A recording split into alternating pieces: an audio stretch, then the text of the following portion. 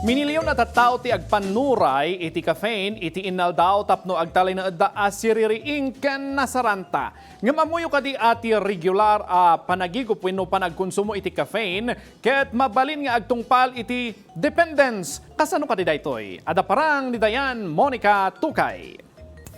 Ti caffeine ti kaadawan ang maus-usar ka stimulant iti lubong.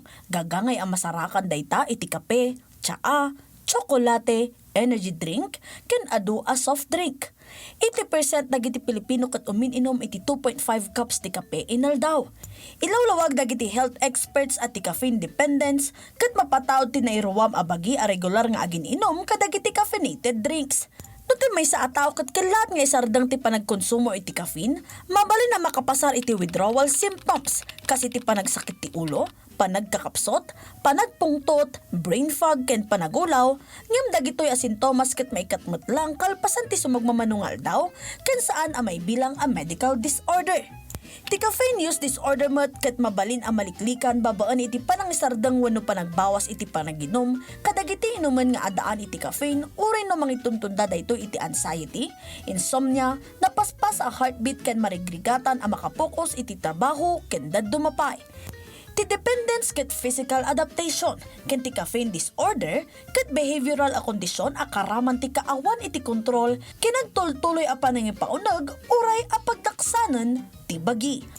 At dapat ti makuna a caffeine crush. Daytoy ti kilaat a marikna ti panakabannog wenno nababa nga enerhiya a mabalin a mapasamak kalpasan a mapukaw dagiti makatignay nga epekto ti caffeine. Mapasamak daytoy gaputa temporaryo alapadan ti caffeine ti adenosine. May sa a chemical ti utak a makatulong iti panagturog.